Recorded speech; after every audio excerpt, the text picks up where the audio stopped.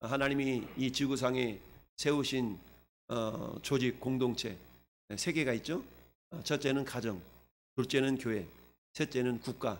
세 기관을 하나님께서 이 지구상에 세우셨습니다. 그 가운데서 어느 하나 귀하지 않은 게 없죠. 그러나 가장 귀한 것은 교회 공동체다라고 저는 생각을 합니다. 왜냐하면 가정과 국가라는 것은, 국가는 우리의 안위, 우리 안보를 지켜주는 조직체이고, 가정이라는 것은 우리 부모로부터 우리에게 생명을 공급받는 그런 또 공동체라면, 교회라는 것은 우리의 영혼이 천국까지 이룰 수 있도록 인도하는 생명의 공동체이기 때문에 더욱더 귀중한 그런 공동체다라고 생각을 합니다. 그래서 여러분들이 지난 19년 동안을 어떻게 우리 교회가 이끌어져 왔는가. 물론 교회마다 어떤 교회는 세상적으로 엄청난 부흥을 이루어서 그야말로 그런 교회가 있고, 어떤 교회는 여전히 또 작은 규모로 그야말로 잘 이겨내는 그런 교회도 있습니다. 여러분들이 있기에 교회가 존재하는 거죠. 할렐루야. 성도가 없다면 교회는 있을 수가 없습니다. 물론 왕성교회라는 이름은 있겠죠. 그러나 이 예배당이 사라지는 순간에 여러분들은 저 영원한 하늘나라에 가 있든지, 아니면 또 다른 예배를 드리는 그런 예배 처소를 찾든지 이렇게 되겠죠. 어쨌든 교회는 사라지지 않습니다. 할렐루야. 성도는 사라지지 않는다는 얘기죠. 우리 예수를 믿었다면 이 땅에서는 이 예배당을 통하여 교회 공동체를 이루고 있고, 우리가 또 이 땅을 벗어나는 순간에는 영원한 천상에, 영원한 하늘나라에 다 들어가서 예배하는 자가 되는 줄로 믿습니다. 자, 오늘 함께 읽어본 우리 빌라델피아 교회, 빌라델피아라는 말은 형제 사랑이라는 그런 의미가 있는 그런 교회죠. 이 지역은 보니까 여러분 그 지도를 보면 저 오른쪽 위에 나라 이름이 하나 있죠. 어떤 나라예요? 터키와 오른쪽에는 시리아가 있고, 그 밑에 내려오면 이스라엘이 있죠. 지금으로 말하면 터키 지역에 있는 일곱 교회를 향한 하나님의 어떤 메시지가 지금부터 2000년 전에 전파되었죠. 물론 지금 저곳에서는 기념교회, 기념 예배당들이 세워져 있기는 하죠. 그러나 예수님 당시에 있었던 그런 교회들은 지금 흔적만 남아있는 그런 도시들입니다. 저곳을 예전에는 예수님 당시에는 소아시아라고 얘기를 했어요. 물론 아시아, 그럼 우리는 어떻게 생각하기에 우리나라를 중심으로 하기 때문에 중국, 한국, 대만, 일본, 베트남 이런 쪽을 우리가 아시아라고 생각하지만, 그러나 성경이 기록될 당시에 아시아라고 명명되었던 곳은 터키 남부 지역을 아시아라고 이렇게 명명이 되었습니다. 그 가운데 특별히 7개 교회를 우리 예수님께서 대표적으로 이렇게 말씀하시면서 오늘 이 시대 아니면 역사 속에 있어져 왔던 교회의 모습들, 이런 교회가 있고 이런 교회가 있다라는 것을 예표적인 모습으로 7개의 교회를 우리 주님이 말씀하고 있습니다. 그 가운데 빌라델피아 교회와 서머나 교회, 7개의 교회 가운데 이 두 교회는 특별히 책망이 없는 교회였어요. 책망이 없는 교회. 그 가운데 우리 오늘 읽어본 빌라델피아 교회는 책망이 없는 것뿐만 아니라 칭찬이 있는 교회입니다. 할렐루야. 우리 작년 설립감사 예배 때도 오늘 본문을 가지고 말씀을 전한 적이 있는데요. 오늘도 역시 마찬가지 우리 하나님, 우리 예수님께서 저와 여러분들을 칭찬하시고, 또 칭찬의 결과로 어떤 축복의 약속이 주어지고, 할렐루야. 그러면서도 하나님이 또한 격려하시는 그런 내용이 담겨져 있는 그런 교회가 빌라델피아 교회입니다. 빌라델피아라는 그런 지명이 있는 연두색으로 이렇게 체크되어 있는 그 지역은 지금부터 2000년 전에는 굉장히 무역과 교통의 어떤 요충지로 되었던 그런 도시입니다. 저 도시에는 특별히 포도 농사가 굉장히 활발하게 되어졌던, 그러다 보니까 포도 농사가 있으면 포도주가 만들어지죠. 저 시대에는 우상들을 굉장히 섬기는 그런 문화가 있었습니다. 그래서 이 술의 신이라는 술의 신이라고 있는 그 신이 있는데, 술신이라는 그 신이 디오니소스라는 그 술신이 있었답니다. 그래서 디오니소스라는 술신을 섬기는 어떤 그 제단과 그다음에 성전이라고 합니까? 이런 것들이 굉장히 많이 지어져 있었던, 한마디로 말하면 저 도시마다 굉장히 우상의 도시였다라는 얘기죠. 특별히 저 빌라델피아라는 지역은 유대인들이 흩어져 있던 유대인들이 굉장히 많이 밀집해 살았던 그런 도시가 빌라델피아라는 도시예요. 그런데 유대인들이 가지고 있었던 유대교와 그리고 예수님을 믿는 그리스도교의 차이는 뭡니까? 유대교는 예수님을 인정하지 않아요. 마치 우리가 신약성경에 사도 바울이 예수님을 믿는 사람을 잡아다가 막 감옥에다 가두고 이런 일을 주도했던 사람이 사도 바울이었잖아요.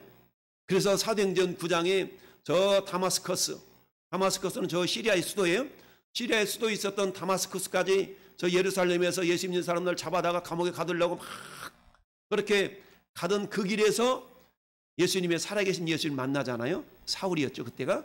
이 사울이 그렇게 변화해서 결국 우리 하나님의 복음을 전하는 그런 일꾼이 되었던 것이죠. 그래서 유대교라는 것은 야훼 하나님만을 믿고 예수 믿는 사람들을 박해하고 핍박했던 종교가 유대교예요. 지금도 유대교가 있죠. 유대교는 지금도 예수님을 믿지 않고 예수님을 인정하지 않아요. 그러다 보니까 어떤 일이 발생했냐? 저 예수님 당시 초대교회 때에 주전 100여 년 그 어간에 유대인들이 예수님 믿는 사람들을 굉장히 핍박하고 박해를 했어요.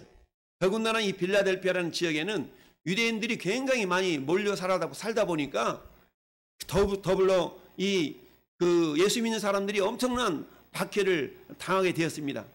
그리고 빌라델피아 저 도시는 무역과 그다음에 포도농사, 그다음에 특별히 피혁, 가죽농사죠. 가죽 이런 제품으로 말미암아서 굉장히 부유한 도시였어요.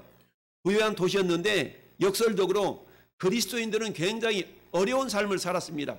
왜냐하면 대부분의 상권을 유대인들이 다 쥐고 있었거든요.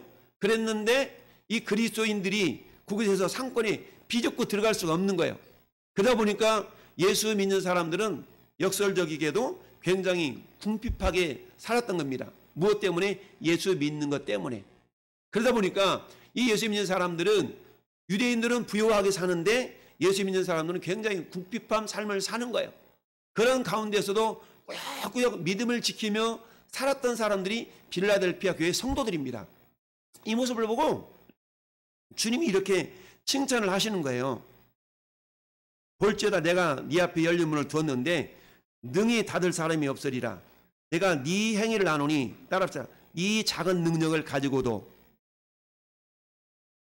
네 작은 능력을 가지고도 이 작은 능력이라는 건 뭡니까? 엄청난 막 믿음이 있어서 막 능력을 발휘하고 막 이런 모습이 아니라 그저 저는 예수님만 믿어요. 저가 교회 공동체 속에서 어떤 뭐 직분도 없어. 교회 내 가서 어떤 큰 역할도 안 해. 그저만 꾸역꾸역 내가 교회 성도로서 그 자리를 지키고 있는 거야, 말하자면. 이런 모습을 예수님이 바라보신 겁니다. 내가 장로가 아니야. 내가 전도사도 아니야. 내가 권사도 아니야. 나는 직분도 없어. 그럼에도 불구하고 어때? 그런 작은 능력을 가지고 지금 뭐하고 있다는 거예요? 내 말을 지키며 내 이름을 배반하지 아니하였도다. 세상 말로 말하면 의리를 지켰다는 얘기죠. 이런 믿음을 주님은 보고 계신 겁니다.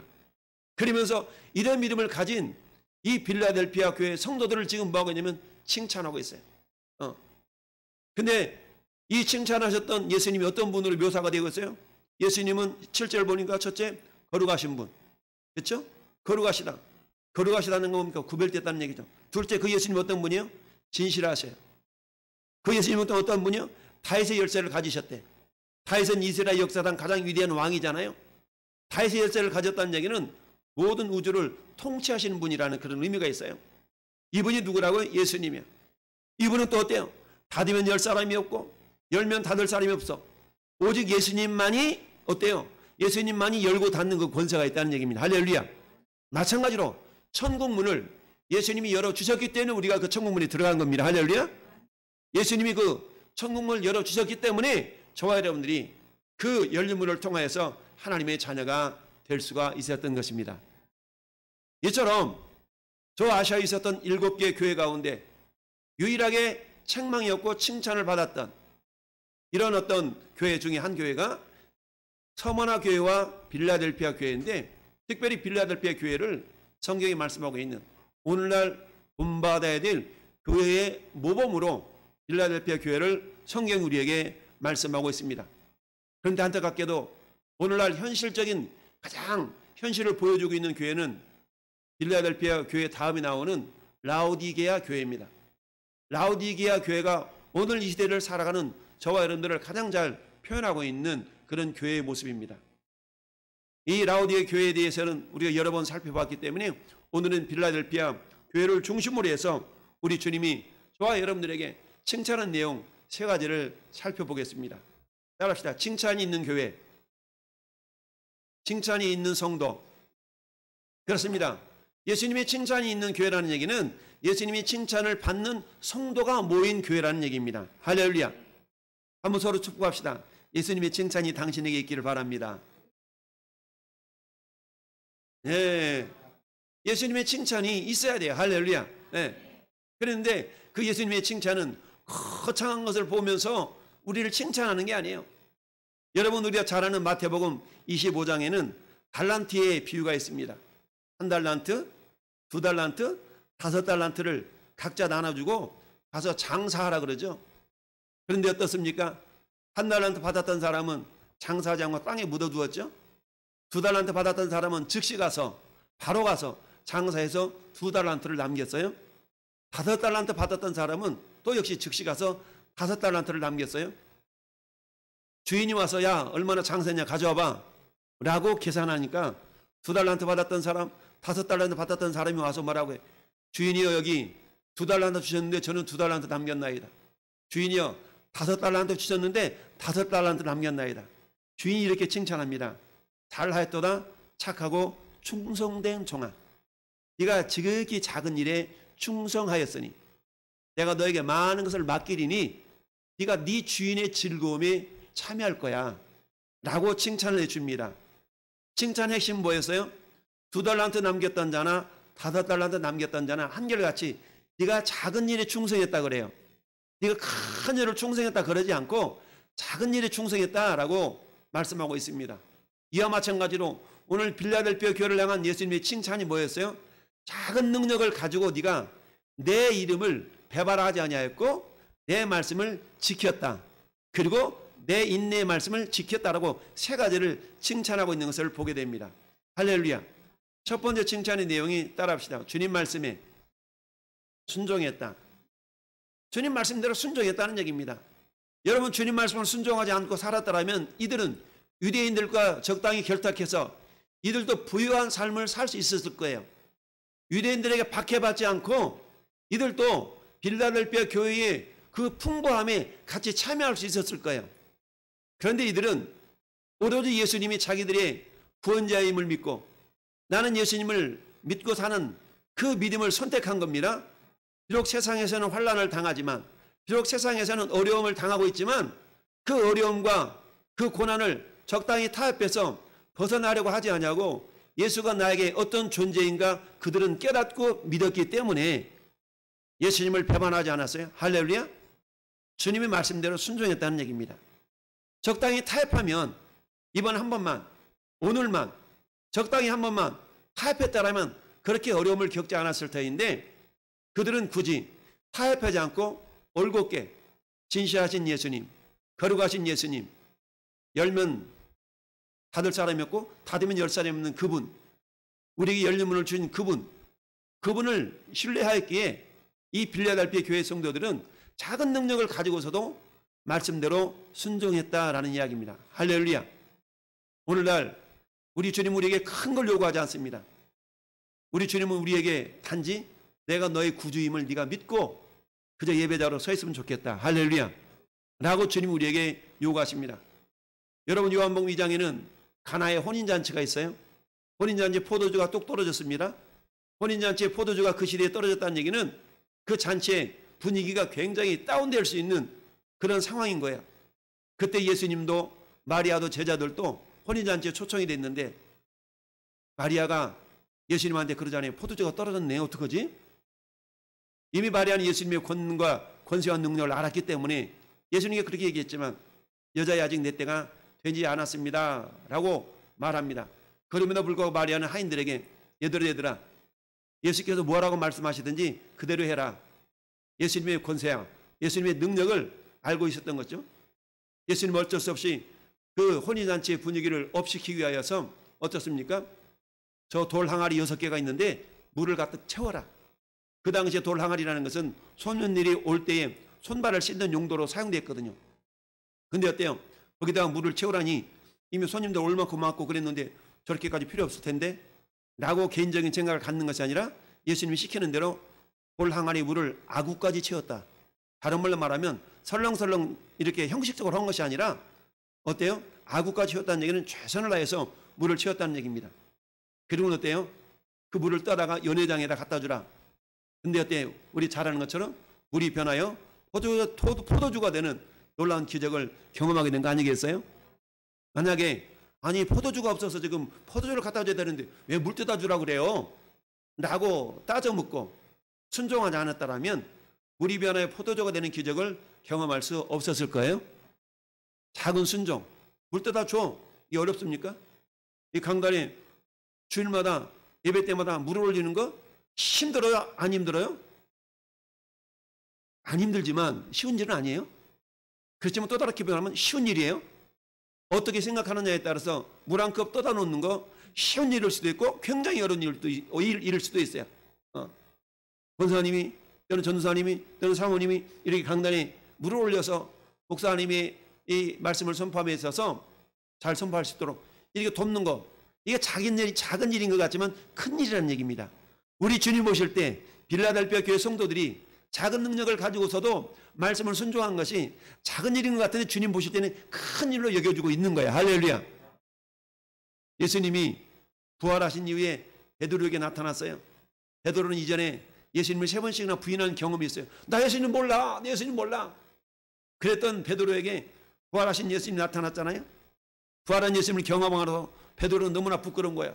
내가 예수님을 부인했다니, 내가 예수님을 모른다고 하다니 정말 나는 나쁜 놈이야 라고 그렇게 눌려 살고 있었던 베드로를 예수님이 다시 찾아오셔서 위로해 주시잖아요.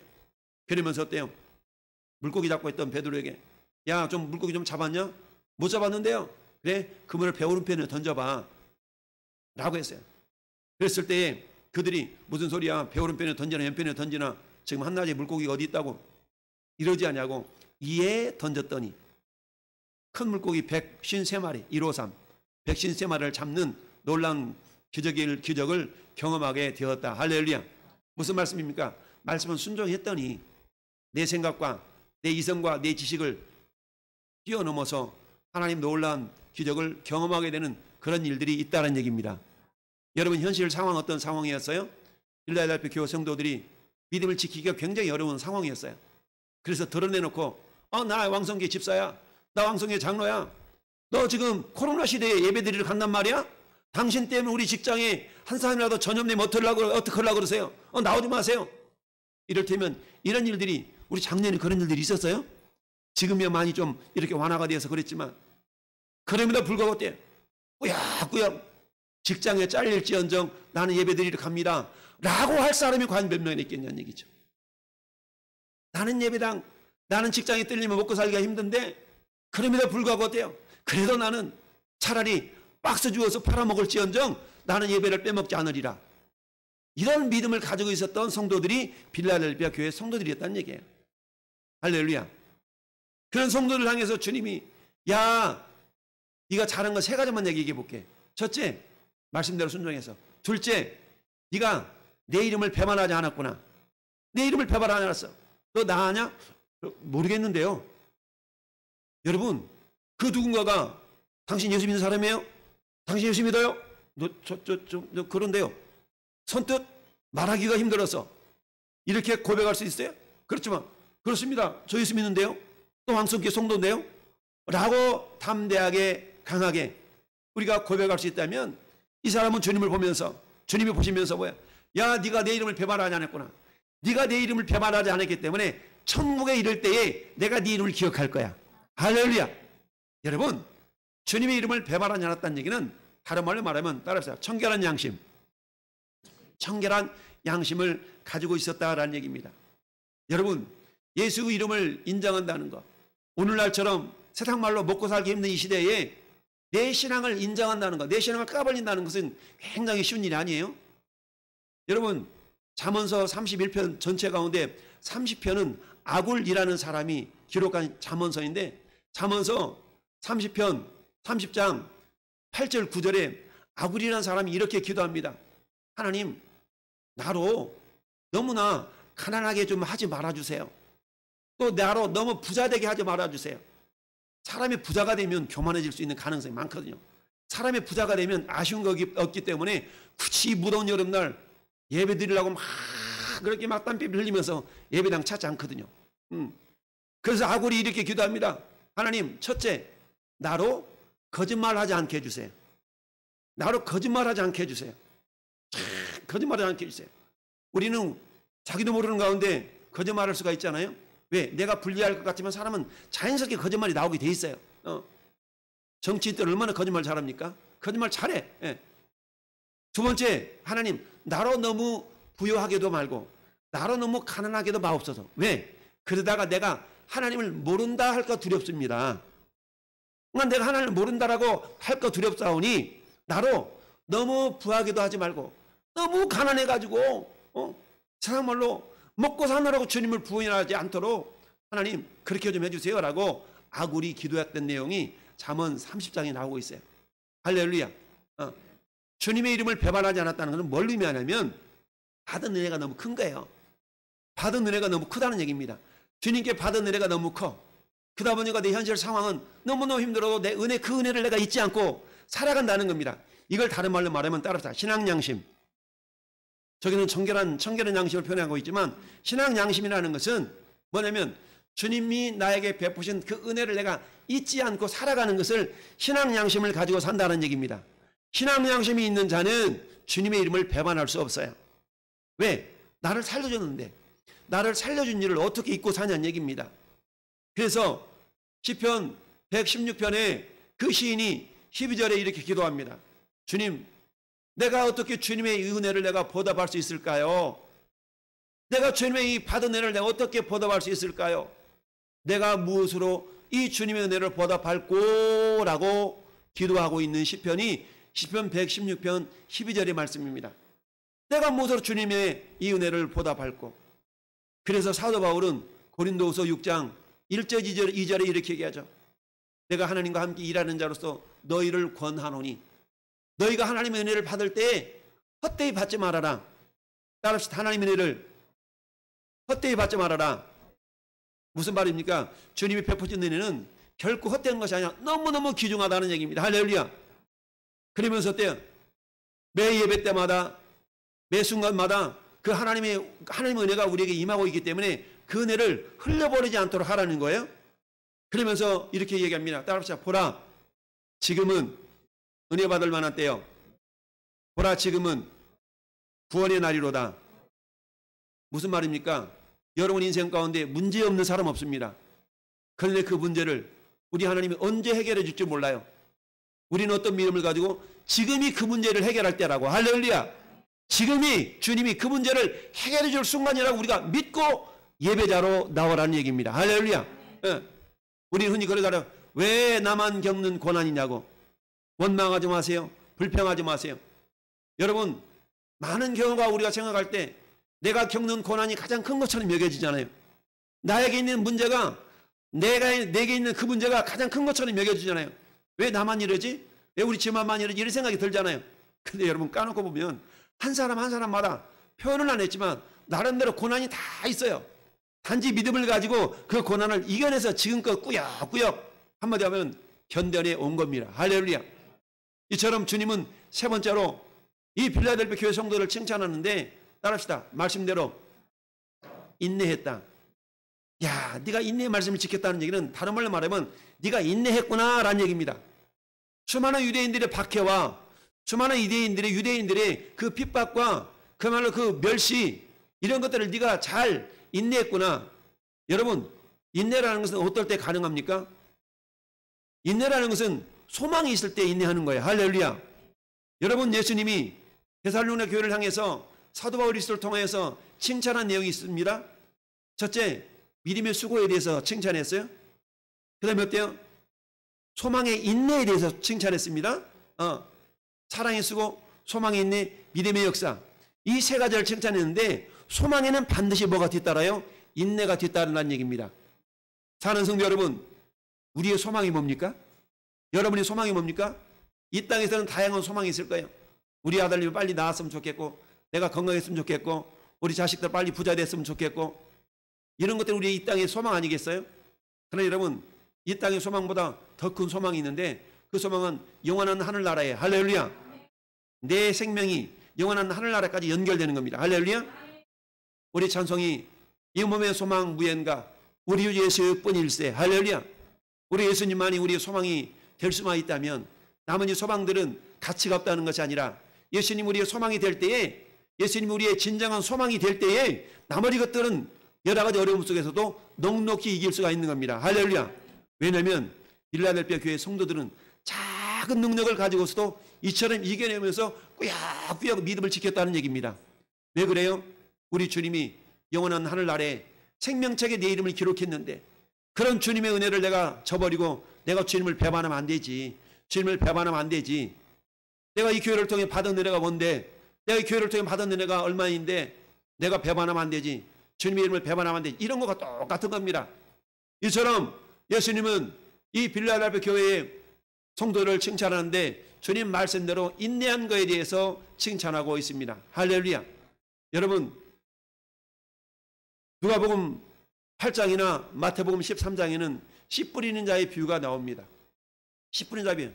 길가밭, 돌짝밭, 옥토밭, 또 막 가시밭, 네 종류 밭 있잖아요. 그런데 길가밭이나 돌짝밭이나 가시밭에는 씨앗이 뿌려져도 결국은 소출이 없어요. 열매가 없다는 얘기입니다. 오직 옥토, 좋은 밭에 뿌려졌다는 것은, 따라합시다, 말씀을 듣고 지키어 인내로 결실하는 자니 곧 30배, 60배, 100배로 맺느니라. 누가복음 8장 15절의 말씀이에요. 좋은 땅에 뿌려졌다는 것은 말씀을 듣고 지키어 인내로 결실하는 자니. 할렐루야. 여러분, 듣고 지킨다고 해서 곧바로 열매가 맺히면 얼마나 좋겠어요. 그럼 뭐가 필요합니까? 인내가 필요하다는 얘기입니다. 할렐루야. 시골에 어머니 살아계시잖아요. 저희 어머니가 올해 88세시거든요. 88세인데 지금도 농사를 하셔요. 하지 말라고 해도 그게 당신이 낙이야. 어제도 전화드렸더니, 아유, 한 목사 어제는 너무 뜨거워가지고 놀다가 밭에 갔다가 이렇게 하고 오늘 저녁 때는 회관에 모여가지고 지금 아줌마들이랑 놀고 있어. 이러시더라고요. 저녁 때는 너무 더워가지고 회관에서 놀고 계시다고 그러시더라고. 그러면서 저 떼약 밭대기라 그러죠. 작은 밭에다가 이것도 하고 저것도 하고 막 이래가지고 노인 양반이, 88세 되는 노인 양반이 지금 오토바이 타고 다니시거든요. 이렇게 네 발 오토바이 타고 다니면서 88세 되신 분이 지금 농사 지셔요. 그러면서 우리 교회 성도들을 위해서 얼마나 기도하시는지 몰라요. 새벽마다 일어나셔서 기도하시고 저를 위해 기도하시고 기도하시면서 그렇게 기도하시는데, 말씀대로 인내한다는 건 뭡니까? 농사를 짓고 가을이 소출을 위해서 땀 흘리면서 풀을 메고 걸음을 주고 이러는 거 아니겠어요? 심자마자만 거두는 사람이 없어요. 이처럼 주님의 말씀대로 인내할 수 있다는 것은, 여러분, 로마서 5장 보니까 너희가 여러 가지 시련, 여러 가지 환난, 이 환난을 통하여서, 환난은 인내를, 인내는 연단을, 연단은 소망을 만들어낸 줄 내가 안다라고 로마서에 사도 바울이 고백하고 있습니다. 뿐만 아니라 야고보 사도도 그렇게 말씀하고 있어요. 야고보서 1장 4절에 따릅시다. 인내를 온전히 이루라. 이는 너희로 온전하고 구비되어 조금도 부족함이 없게 하려 함이라. 이렇게 이야기하고 있습니다. 인내를 온전히 이루라는 얘기입니다. 인내를 온전히 이룬다는 것은 뭡니까? 기다리다가 아니야. 여러분, 암탉이 새끼를 알을 품을 때 21일을 품잖아요. 암탉이 알 품다가 아우 지겨워, 그만 품을래 라고 21일 동안 품어야 되는데 한 보름 품다가 나가버리면 뿅아리가 나올 수 없을 거예요. 이 닭에게는 21일간이 그야말로 인내 기간인 거야. 왜 암탉이 그렇게 품을 수 있어요? 21일이 지나면 삐약삐약이가 나올 줄 알기 때문에, 그들에게 소망이 있는지 없는지 모르겠지만 그런 어떤 본능이 하긴 하지만, 그들에게 소망이 있다면 삐약삐약 뿅아리가 나올 것을 소망하기 때문에 21일을 품는 거 아니겠습니까? 빌라델피아 교회 성도들이 그랬다는 겁니다. 말씀을 순종했고 이름을 배반하지 아니하였고 인내할 수 있었던 까닭은 분명한 하늘나라에 대한 소망이 있었기 때문인 줄 믿습니다. 여기에 대한 칭찬이 주님이 아끼지 않았습니다. 그런 것 때문에 네가 이렇게 했으니까 내가 너에게 약속했지만 그 약속은 축복의 약속인 줄 믿습니다. 축복의 약속인데 이 축복의 약속 세 가지를 또 살펴보면 이렇게 주님이 약속하셨어요. 따라합시다. 예수께서 나를 사랑하심을 원수로 알게 하신다.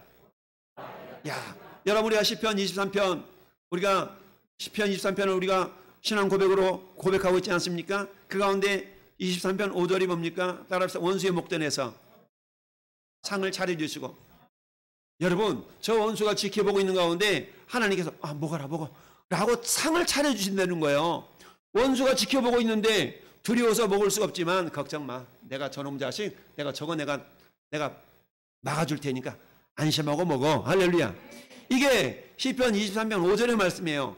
원수의 목전에서 상을 차려주시는 하나님. 할렐루야. 고백합시다. 원수의 목전에서 상을 차려주시는 하나님. 자, 그렇습니다.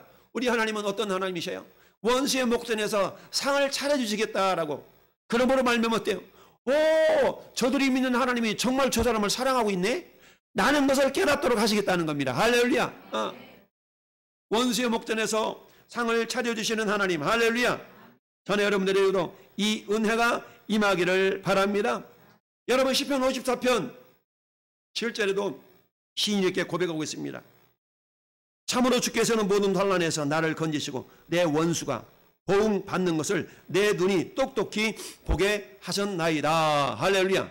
라고 고백하고 있습니다.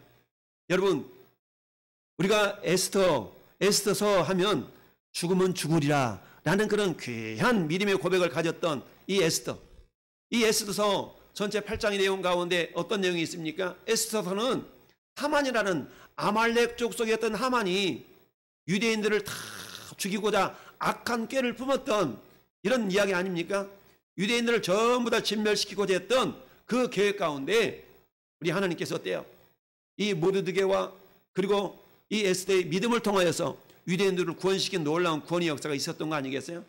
다 구원하고 유대인들을 진멸하려고 했던 하만과 그 일당을 거꾸로 하나님 다 이기게 하시고 고백했던 고백이 에스더 8장 17절에 나오는데 이렇게 고백을 하고 있습니다.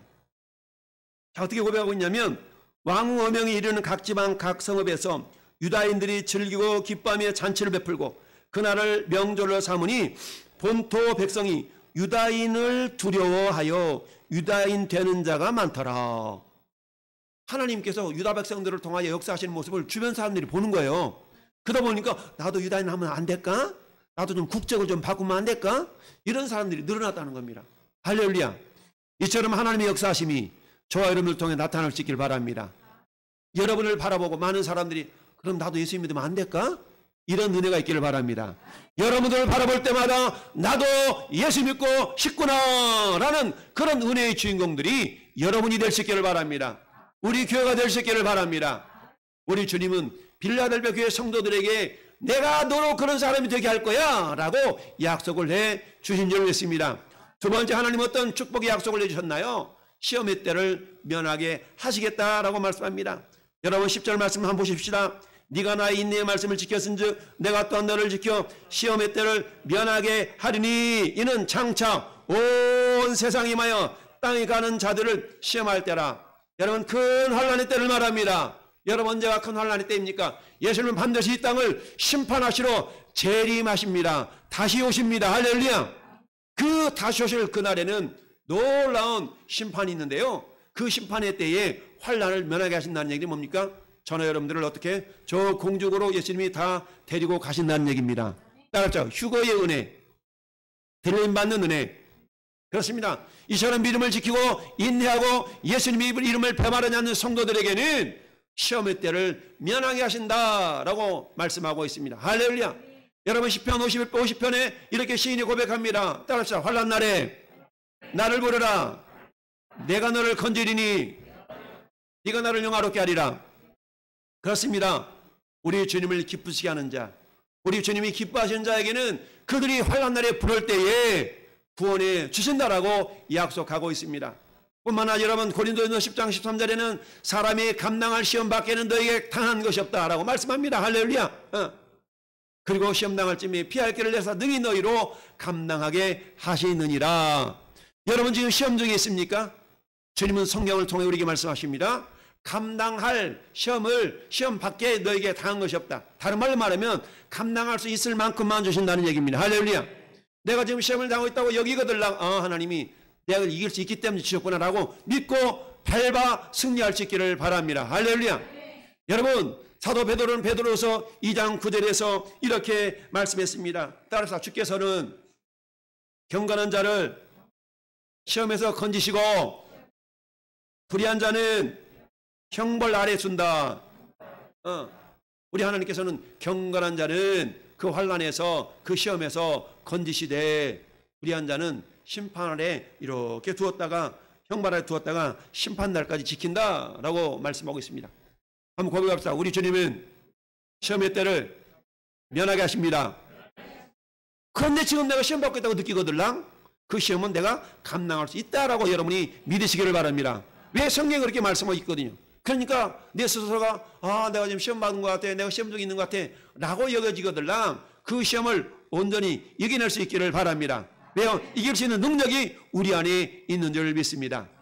너희가 여러 가지 시험으로 말미암아 잠깐 근심하게 되지 아니할 수 없었으나 오히려 크게 기뻐하도다. 이는 너희 믿음의 시련이 인내를 만들어낸 줄 알미라 라고 말씀하면서 인내를 온전히 이루라. 아까 야고보 1장 4절의 말씀이 이어지고 있는 줄 믿습니다. 여러분 세 번째 주님의 축복의 약속이 있습니다. 그것은 따라합시다. 성전의 기둥이 되게 하신다. 여러분 성전의 기둥이 되게 하시겠다라고 말씀하고 있습니다. 성전의 기둥.